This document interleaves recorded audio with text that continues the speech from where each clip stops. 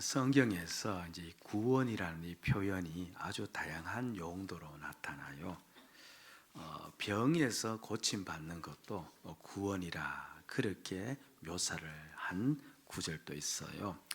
이제 마가복음 5장을 가면 이제 회당장 야이로가 있는데 이제 그의 딸이 이제 위독한 상태여서 예수님께 나와 고쳐달라 그렇게 할 때 질병을 고쳐 주옵소서 그렇게 간구한 것이 아니라 그로 구원을 받아 살게 하여 주소서 이렇게 이야기를 했거든요. 그러니까 질병에서 고침 받는 것도 무엇으로 여긴 거예요? 구원으로 여긴 겁니다. 또는 위험에서 건짐 받는 것도 구원이란 단어를 사용했어요. 예수님께서 이제 배를 타고 풍랑이는 바다 위를 지나가실 때 이제 고물에서 주무셨죠. 그때 제자들이 예수님을 깨울 때 어떻게 깨웠는가 하니까 이 풍랑 속에서 풍랑을 좀 잠재워 주시옵소서 이렇게 하지 않고 우리를 구원해 주소서. 이 풍랑 속에서 우리를 구원해 주소서 그렇게 요청을 한 겁니다. 사실 우리도 마찬가지예요. 여러 가지 어려운 일로 전전긍긍하던 중에 누군가의 도움으로 일이 해결되면 우리는 문제에서 구원받았다 그렇게 표현하기도 합니다. 이런 구원, 병에서 치료, 병에서 건짐받고 문제가 해결되어지고 또는 내 삶 속에서 어려운 난제들이 풀리는 이런 구원, 이것도 하나님께서 우리에게 주시는 귀한 선물인 줄로 믿습니다. 그런데 이제 이런 구원은요, 성경에서 말하는 구원은 죄로부터의 구원이거든요. 이 죄로부터의 구원과는 비교할 수가 없어요. 그래서 오늘 본문 2장 3절 보면은 이 우리가 받은 죄로부터의 구원을 좀 구별하기 위해서 어떤 구원이란 단어를 썼습니까? 우리가 이같이 무슨 구원? 큰 구원 이렇게 이야기합니다. 물론 이 용어는 여기밖에 사용되지 않지만서도 그러나 다른 많은 구원이 있는데 그런 구원과는 견줄 수 없다. 우리가 예수 믿어 죄로부터 구원받은 이 구원은 무슨 구원이다? 큰 구원이다는 겁니다. 왜 큰 구원이라 그렇게 이름을 붙여 놓았느냐 하면요, 이 구원은요 사람이 만들어낼 수 있는 구원이 아니기 때문에 그런 겁니다. 치유는 의사를 통해서도 이루어질 수가 있어요. 문제 해결은 능력 있는 사람에 의해서도 또 해결될 수가 있습니다만은, 근데 죄로부터의 구원은요 사람이 할 수가 없어요. 오직 누구만이 할 수 있습니까? 하나님만이 할 수 있습니다. 우리를 죄로부터 구원하기 위해서 하나님께서는 이 땅에 자신의 아들 예수를 보내셨고, 아들 예수님은 바로 그 성자 하나님은 우리 죄를 담당하시기 위해서 십자가에서 죽으셨고, 그 죽으신 예수님을 내가 받아들여야 구원을 얻는데, 그런데 죽으신 예수님을 내 주로 받아들이기 위해서 누가 또 내 안에서 역사하신 거예요? 성령께서 역사하셨고, 처음부터 끝까지 내가 받은 이 죄로부터의 구원은 누가 하신 일이에요? 하나님께서 하신 일이에요. 그래서 이 구원은 다른 그런 잔잔한 구원과는 다르게 어떤 구원이라고 부르고 있는 거예요? 큰 구원이다는 겁니다. 저와 여러분 모두가 예수를 진정 주로 받아들였으면요, 행여나 우리들 가운데 자기 안을 물끄러미 바라보는데 자기도 예수를 주로 받아든지 모르고 있다면은 그렇게 받아들이게 해달라고 기도하시고요. 근데 분명히 내 안에 예수님이 계시다, 나는 예수를 주로 받았다는 것이 자신이 알고 그렇게 분명히 확신하고 있다면 제가 여러분들에게 담대하게 이야기하는데 여러분은 구원받았어요. 아멘. 또 왜 큰 구원이란 이 용어를 썼느냐 하면, 구원을 이루신 분도 하나님이시고, 그런데 그 구원의 결과가 있지 않겠습니까?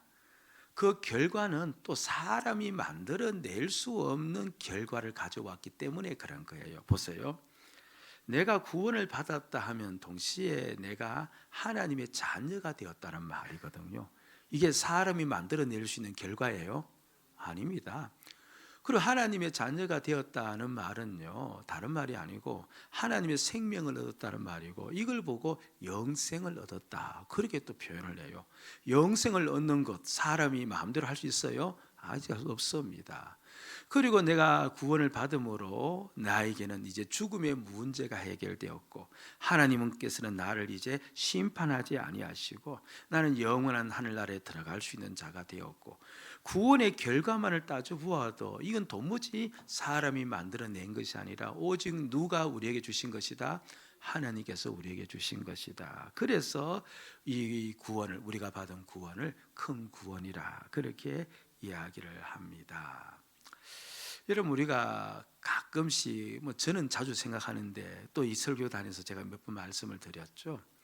가끔씩 내가 예수 믿지 않았더라면 어떻게 되었을까? 그걸 생각하시는 분 계십니까? 내가 예수 믿지 않았으면 어떻게 되었을까? 어떤 분은 그렇게 생각하면서요, 나는 훨씬 더 자유로웠을 것이다, 그렇게 말씀하시는 분도 계시는 건데, 여러분, 저는요 가끔 그런 생각을 합니다. 내가 예수 믿지 않았으면 어떻게 되었을까? 그렇게 생각하면요 정말 끔찍해요. 끔찍합니다. 예. 부모님이 내게 공부시켜 주지 않았으면 어땠을까 생각하면 그것도 끔찍해요. 또 이제 돌아와서, 그렇죠, 내가 지금 이 시점에서 뒤돌아보면서 아이고 내가 신학을 하지 않았더라면 어떻게 되었을까, 그걸 생각해도 여러분들은 끔찍하지 않지만 저는 뭡니까? 끔찍한 일입니다. 그렇죠. 예. 그런데 그것은 구원받지 못한 것에 비하면요 아무것도 아닙니다. 구원받지 않았으면요 오늘 사는 삶 자체가 의미가 없어요. 왜 그렇습니까? 하나님의 심판을 이제 알기 때문에 그렇습니다. 결국 구원받지 않았으면 오늘 내가 살아가는 이 모든 삶의 시간과 순간은 무엇 받으러 가는 길이에요? 심판 받으러 가는 길임을 알기 때문에, 이게 의미 없는 생임을 알기 때문에 그야말로 구원받지 않았으면, 그렇죠, 끔찍한 일이 아닐 수 없습니다. 그래서 제가 이제 저에게 이제 이것도 가끔 물어봅니다. 야, 너 건강 포기할래? 예수 포기할래? 물어보죠. 그럼 저 속으로 대답합니다. 저는 건강 포기합니다. 너 집 포기할래? 예수 포기할래? 집 포기합니다. 그러다 점점 수위를 높여서 너 생명 포기할래? 예수 포기할래? 이제 저에게 물어보는 거죠.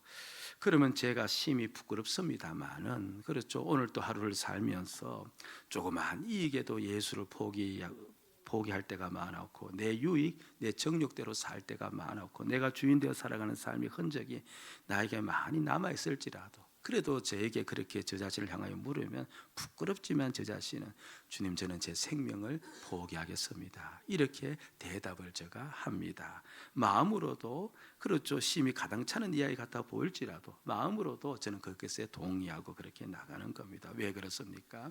내가 구원받은 것이 가장 귀하기 때문에, 내가 예수 믿어 하나님께 구원받은 것이 나에게 가장 소중한 것이기 때문에 바로 그렇게 저 심령 속에서부터 대답하는 걸 제 자신이 알고 있습니다. 여러분, 내 인생 최고의 축복은 예수 믿어 구원받은 일이에요. 아멘. 네. 오랜 질병에서 치유된 사람은 그 치유를 귀중하게 여깁니다. 여러분, 가끔 우리 주변에 암에서 이제 건진받는 사람이 있지 않습니까?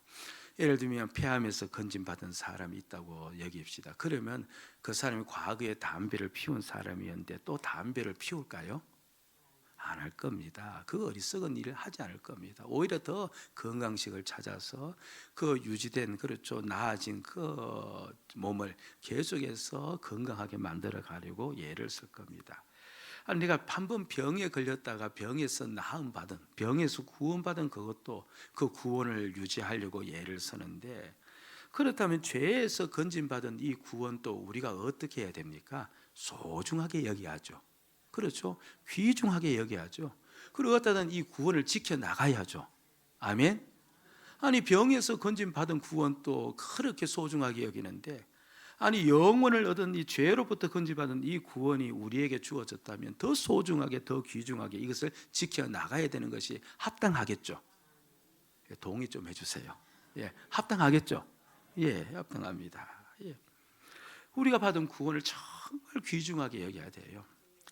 르네상스 이탈리아의 화가 조반니 치마부에가 그린 그림, 저는 이 사람을 잘 모릅니다. 제가 읽은 내용 중에 나온 부분인데요, 이제 그린 그림 중에서 조롱당하는 그리스도라는 작품이 있대요. 제가 작품을 보니까요, 이게 어떻게 그 유명한 작품인가라고 여길 정도로 이제 문의하니까 그렇죠. 그런 작품이 있는데 이 화가가 1280년도에 그 그림을 그렸어요. 꽤 오래전에 그린 그림이죠. 그로부터 이제 대략 800년이 훌쩍 지나고 그 그림이 시골의 어느 한 부엌에 걸려 있게 되어집니다. 어떻게 연구해서 그까지 흘러오게 되어진 것이죠.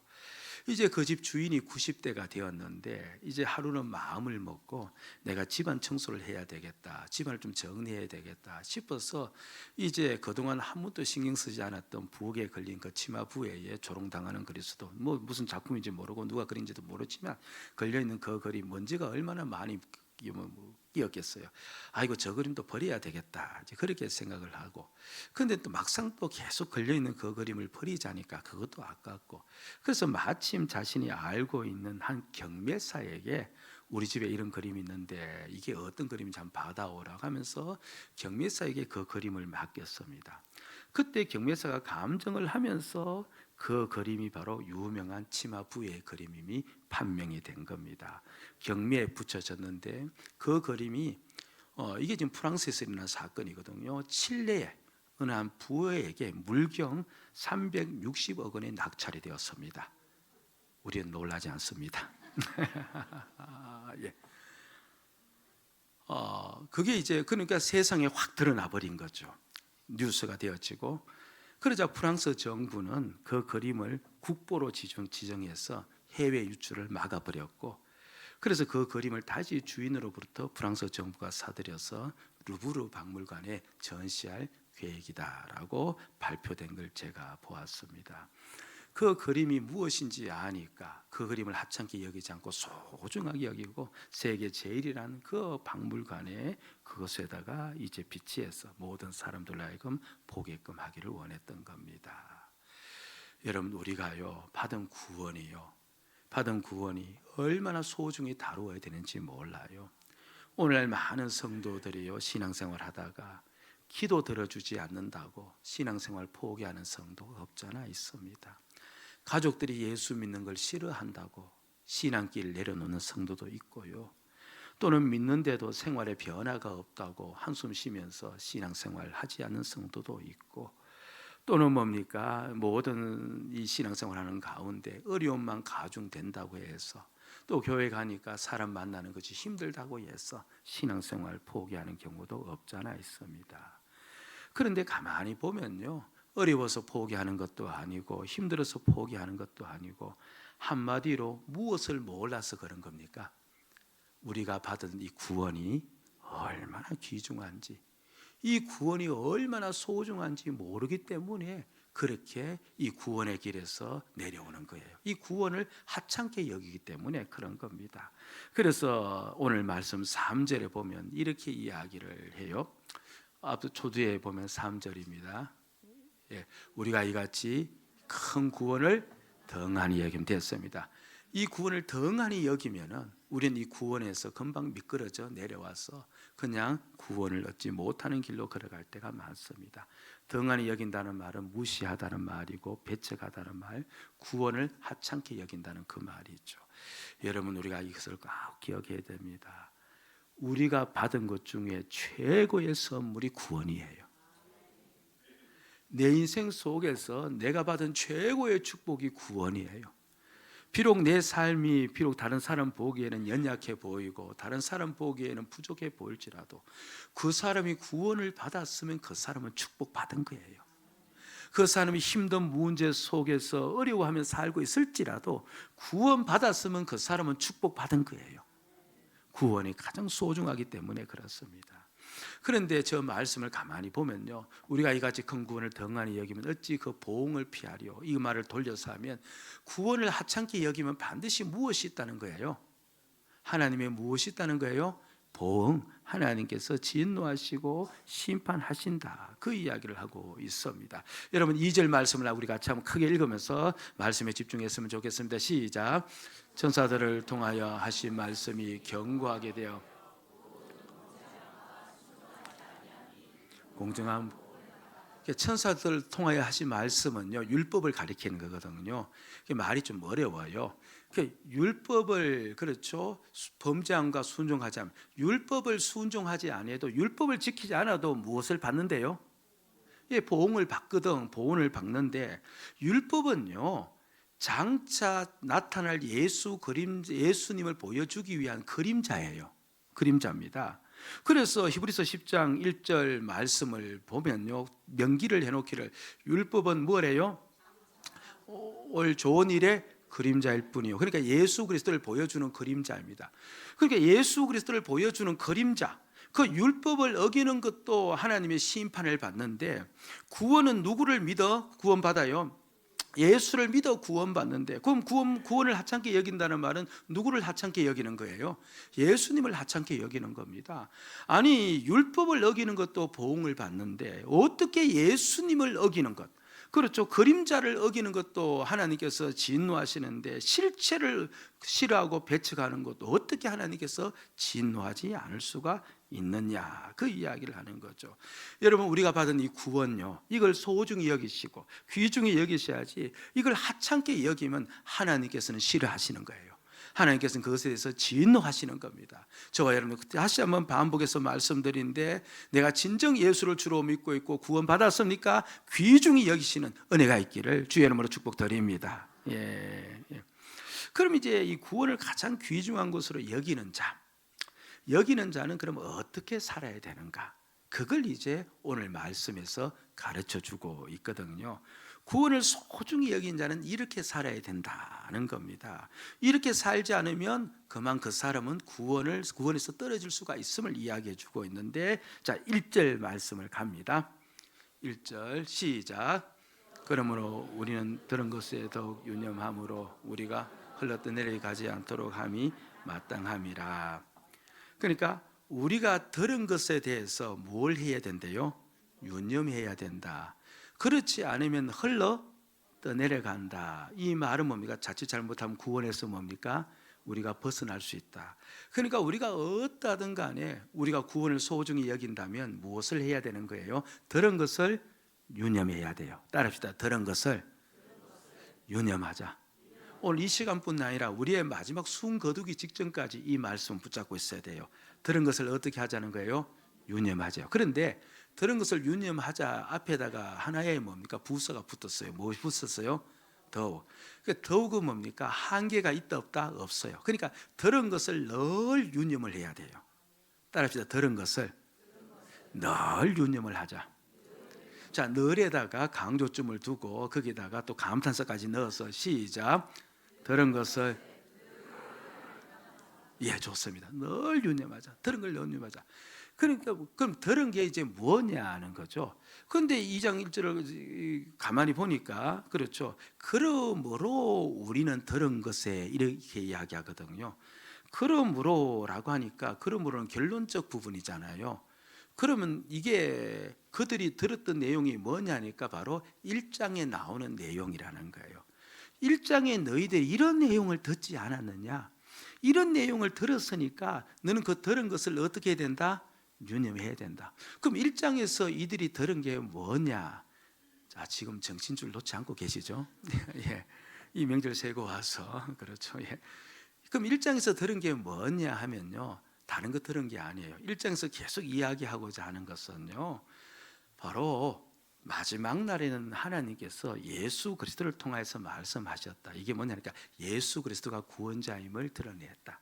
예수 그리스도가 구원자이시다. 그런데 그 당시 히브리서 편지를 받는 독자들은 예수님보다 누구를 더 붙잡았다는 거예요? 지난 시간에 우리가 들었는데, 천사들 더 붙잡은 겁니다. 천사들이 실생활 속에 도움이 더 된다 하고. 그래서 이제 히브리서 기자가요, 하나씩 밝히잖아요. 너희가 천사를 더 우월하게 여기는데 그게 아니다. 예수님은 하나님의 아들, 하나님이시다. 예수님은 창조주이시다. 아멘. 예수님은 영원한 왕이시다. 예수님은 마귀를 짓밟고 계시는 분이시다. 이 세상을 다스리는 분이시다. 이걸 이제 1장에서 쭉 이야기를 해놓은 겁니다. 결국 1장에서 들었던 것은 다른 것이 아니라 누구 이야기 들은 거예요? 예수님 이야기 들은 거예요. 예수님 이야기 중에서 예수님이 누구신지를 들은 겁니다. 그럼 우리가 유념하라는 말은요, 다른 것이 아니거든요. 잠깐 생각하라 이 말이 아닙니다. 유념은요, 그 생각을 머릿속에 붙잡아 두라는 말이거든요. 그렇죠? 그리고 늘 유념하라는 말은 늘 그 생각을 하라는 말입니다. 여러분, 이렇게 예배 다 마치고 가끔 어떤 성도님이 저에게 농담 삼아 이야기하지 않습니까? 아이고, 저는 들은 말씀을 잘 반납하고 가는데요, 이렇게 이야기하는데, 절대로 말씀을 반납해서 됩니까, 안 됩니까? 그걸 붙잡고 가셔야 돼요. 붙잡고 가셔서 늘 어떻게 돼요?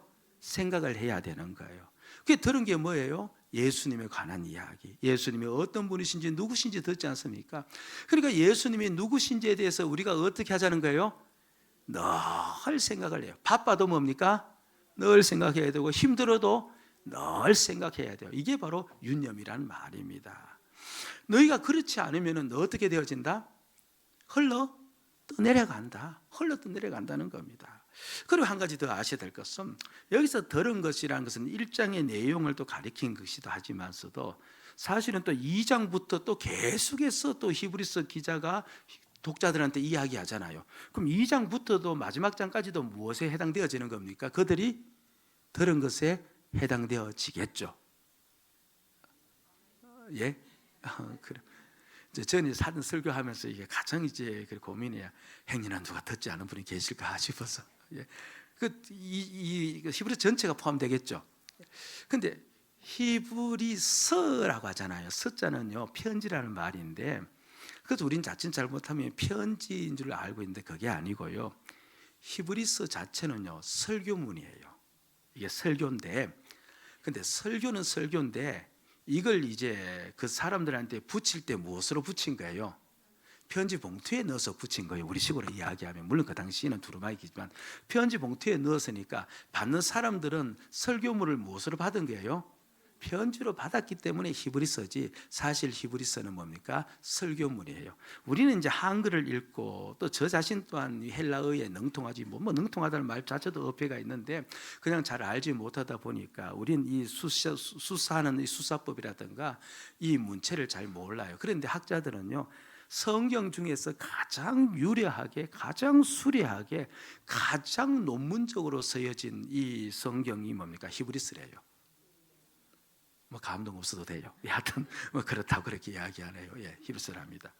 그러니까 들은 것은 이 히브리서 저자가 쓴 설교문을 뭡니까? 이들이 다 들었던 겁니다. 그럼 이게 들은 것에 유념하라는 말은 2장부터 이어지는 그 모든 설교를 전부 다 뭡니까? 늘 생각하라는 말이거든요. 근데 히브리서 전체 이야기는 뭐냐 하니까요, 전부 다 예수님에 관한 이야기예요. 결국 그렇게 보면은 예수님이 누구신지 늘 생각하고, 예수님에 관한 이야기를 늘 뭡니까? 생각하고 그렇게 살아야 된다. 그 이야기를 하고 있는 겁니다.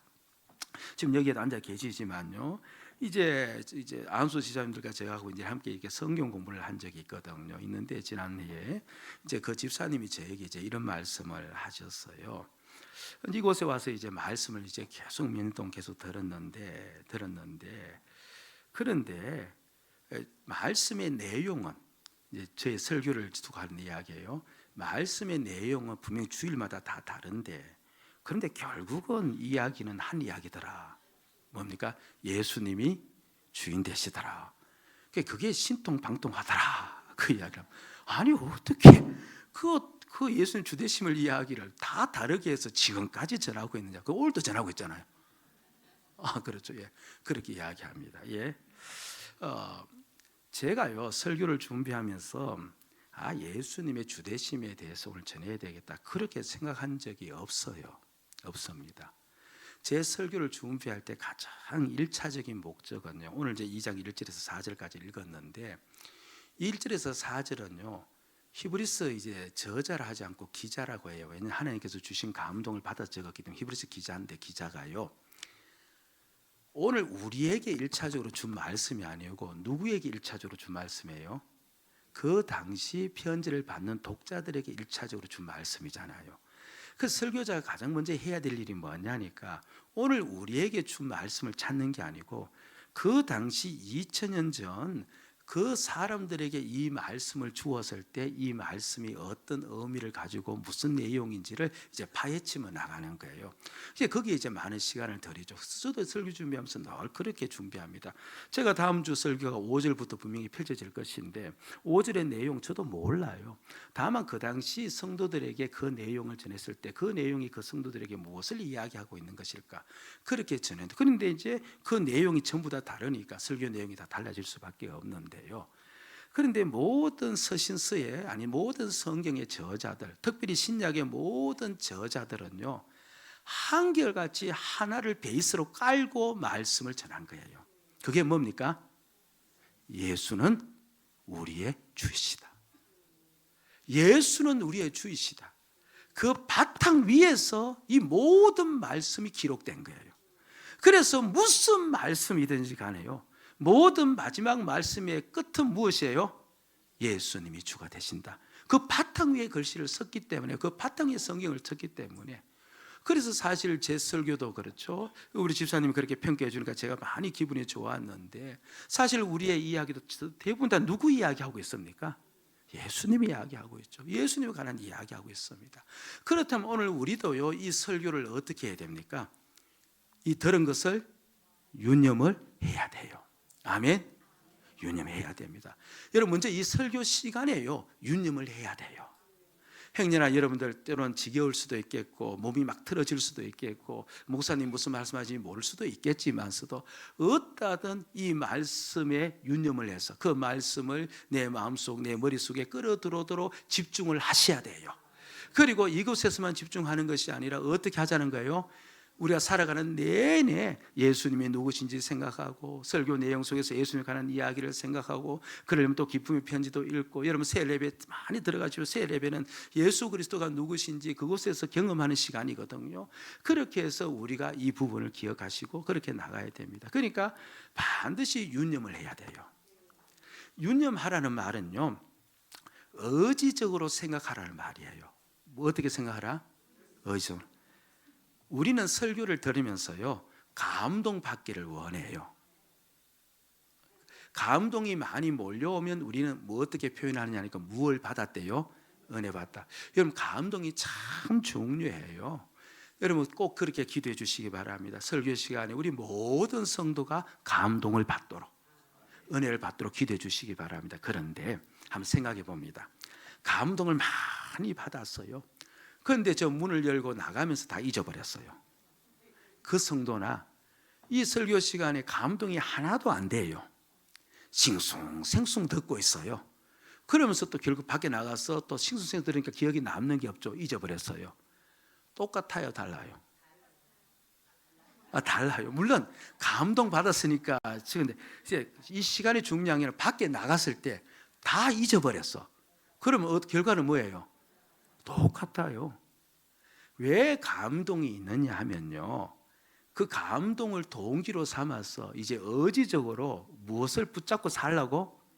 설교 말씀을 생각하며 살도록 하기 위해서 준 거예요. 예수님이 누구신지 생각하면서 살도록 준 거예요. 여러분 보세요. 운동선수가 큰 감동을 받았어요. 그래서 운동에 성공하려고 훈련을 해요. 근데 훈련은요, 감동으로 되어요, 의지로 되어요? 의지로 하는 거예요. 훈련이 기뻐요, 그렇죠? 그게 힘들어요? 힘들어요. 근데 다만 감동이 있었기 때문에 그걸 견딜 따름이지. 여러분, 우리는 자꾸 신앙생활 하면서요, 이 부분을 놓쳐버려요. 우린 감동만 있기를 원해요. 은혜가 있기를 원해요. 그 은혜와 감동은 우리로 하여금, 그렇죠, 계속해서 예수가 누구신지 생각할 수 있도록 우리를 몰아가는 것이지, 실제 우리가 그렇게 생각하며 살아가지 않으면 감동도 우리에게는 소용이 없게 되어지는 거예요. 의지를 내세웠어요. 공부도 열심히 하려면요, 책상 머리에 앉아 있어야 되잖아요. 그것도 싫은 거예요. 그런데 앉아 있어야 되듯이, 여러분 세상의 모든 일들이 감동으로 되어집니까? 의지로 되어져요? 의지로 되어지는, 물론 하나님 은혜로 되어지는 거지만 의지로 되어져요. 그렇듯이요, 오늘 우리의 신앙도 마찬가지예요. 여러분 어떠든요, 내가 의도적으로 자꾸 누구를 생각해요? 예수님에 관한 이야기를 생각하고 또 누구를 생각하면 예수님이 누구신지를 의도적으로 생각을 하는 거예요. 생각하기 위해서 뭡니까? 때로는 기쁨 편지 설교 전문도 읽고 그 말씀도 나누면서 때로는 뭡니까? 성경 말씀 들으면서 계속해서 그렇게 생각하고 있을 때 그렇게 우리가 살아가고 있을 때 우리가 어떻게 되어진대요? 흘러 떠내려가지 않게 되어진다. 그 이야기를 하고 있는 겁니다. 아멘. 예. 하나만 더 적어 우리가 터치하면요, 흘러 떠내려간다 이 말은요, 그 사람 교회 밖에서 교회 밖에 나가 있다 그런 뜻이 아니에요. 여러분 그 당시 이제 편지를 받는 천사를 더 우월하게 여기는 그 자들요, 그 자들이 교회를 떠났어요? 교회 안에 있어요? 교회 안에 있거든요. 열심히 예배 생활하고 있어요. 근데 그들을 향해서 지금 표현하고 있는 단어가 뭡니까? 흘러 떠내려간다 이 표현을 쓴 거예요. 그러니까 우리가 얼마든지 이렇게 신앙생활을 하고 있는 것 같은데 사실은 항구에 정박해 있는 배처럼 안전한 가운데 있는 것이 아니고 우리가 지금 어떤 상태에 있을 수 있다는 거예요. 그런 흘러 떠내려가는 상태에 있을 수 있다는 거거든요. 그럼 그 상태가 어떠냐니까 바로 예수님보다 누구를 더 우월하게 여겼던 거예요? 천사들. 그렇게 예수님보다 오늘 우리에게 적용하면요, 돈을 더 우월하게 여기고 실력을 더 우월하게 여기고 세상 방식을 더 우월하게 여기고 그것 때문에 우리가 얼마든지 잘 살아갈 수 있다고 믿고 그렇게 믿으면서 오늘 이렇게 우리가 예배하고 신앙생활에 나가고 있다면 그 사람은 사실은 지금 어떤 상태라는 거예요? 홀로 떠내려가고 있는 상태다. 그 이야기를 하고 있는 겁니다. 여러분 흘러 떠내려가면요 제어력이 없어요. 암초가 있으면 그대로 부딪히고 그리고 풍랑을 만나면 그대로 배가 뒤집히잖아요. 여러분 예수님에게 집중하지 않고요 다른 것을 더 붙잡고 우월한 것으로 여기고 살아가면요 그 사람은 시험에 잘 들어요. 시험에 잘 들어요. 여러분 자기가 자신을 보면서요 나는 조그만 일에도 섭하고 나는 조그만 일에도 삐치고 그렇죠. 한번 물어보세요. 옆에 있는 분한테 당신 그러냐고. 나는 조그만 일에도 그렇죠. 막 교회 나가기 싫고 만약 그런 일이 있다면요 나는 지금 예수님을 깊이 붙잡고 예수님을 생각하기보다는요 다른 무언가를 더 붙잡고 살아가고 있기 때문에 그런 거예요. 예, 아무도 동의하지 나는 아닙니다. 목사님이 그러시죠. 이런 표정으로 보겠는데 예, 그런 거예요. 그래서 조그만 환란이 하나 와버리면요 조그만 힘듦이 와버리면요 그럼 곧장 넘어져 가버립니다. 그러니까 우리가 늘 예수 그리스도가 누구신지 그분을 더 알려고 하고 의지를 내세워서 그분에 관한 이야기를 들으려면 살아가시는 그와 같은 신앙생활로 이어져야 우리의 믿음이 든든한 반석 위에 세워지는 거예요. 아멘. 그 레오나르도 다빈치의 작품이 여러 개가 있고 유명한 작품이죠. 모나리자도 그렇지만 또 한 가지 유명한 작품이요. 그 최후의 만찬이잖아요. 액자에 우리가 더 많이 보았죠. 이 만찬인데 그런데 최후의 만찬이 그 그림의 크기가요 상상을 초월해요. 우리는 그냥 액자 속에 있으니까 그런데 그게 가로가 8m 50인가 그래요. 아무도 안 놀라죠. 우리는 뭐 어지간히 이야기해도 안 놀라요. 예, 세로가 4m가 넘거든요. 대작이에요. 대작인데, 근데 그 그림을 완성하는 데만 꼬박 4년이 걸렸답니다. 근데 그 그림이 이제 완성하기 전에 이제 초본을 다 그린 다음에 이제 평가를 좀 받기 위해서 이제 친구 한 명을 불렀답니다. 그래서 이제 소감을 물어보았대요. 그래서 그 친구가 이제 그 그림을 이제 멀리서 딱 바라본 거죠. 근데 바라보면 여러분 무엇이든지 마찬가지예요. 첫눈에 확 들어오는 게 있잖아요. 무엇이든지 그 그림을 딱 바라보는데 그 친구의 눈에 딱 들어오는 게 있었던 겁니다. 그래서 다빈치에게 이야기를 했대요. 나는 저 그림을 딱 보니까 예수님의 오른손에 쥐어져 있는 잔이 너무 인상적이고 사실적으로 그려져 있는 것 같아서 저 잔이 내 눈에 확 들어오네. 이렇게 아무 생각 없이 그 이야기를 한 겁니다. 그러자 다빈치가 붓을 들고는 성큼성큼 그 그림 위로 가서는 요한은 덧칠이 가능하니까 그림 위로 가서는 그 잔을 뭡니까? 쥐어버린 겁니다. 아니 왜 그랬냐고 묻자 다빈치는 이렇게 이야기를 했대요. 이 그림에서는 예수 그리스도보다 더 중요한 것은 없어야 하네. 예수 그리스도보다 더 중요한 것은 없어야 하네. 우리 인생에 예수보다 중요한 것은 없어야 돼요. 우리 인생이 끝나는 날 무엇이 남아있겠어요? 그동안 내가 예수님보다 우월하다고 여겼던 재물, 실력, 이력, 경력, 그것들이 내 인생 속에 함께 남아있을까요? 진짜 남아있는 것은 주님과 함께 산 나날밖에 없습니다. 물질의 전부 인생을 걸고 산 사람은요, 죽을 때 인생이라는 것이 너무 허무하다고 그렇게 느끼며 죽는 것, 우리가 경험적으로 알고 있습니다. 아무것도 그 손에 남아있는 것이 없기 때문에 그런 겁니다. 우리 인생에 있어서 가장 중요한 것은 예수님이시고, 예수님만이 내 인생의 전부인 까닭은 바로 그분을 통해서 우리는 구원의 귀중함을 얻기 때문에 그런 거예요. 예. 여러분들 어떠하든지 늘 예수님이 누구신지 생각하십시다. 바빠도 생각하자. 힘들어도 생각하자. 일이 안 돼도 생각하자. 그렇죠. 그리고 예수님에 관한 이야기, 설교죠. 그 설교도 늘 생각을 하는 겁니다. 그러면요, 우리는 항구에 정박되어 있는 배처럼 바깥에는 분명히 풍랑이 불어도 우리의 믿음은 요동치지 않을 것이고, 우리는 구원 안에서 살아가는 그 은혜가 우리에게 있을 겁니다. 이 은혜를 누리면서 살아가기를 주의 이름으로 축복을 드립니다. 아멘.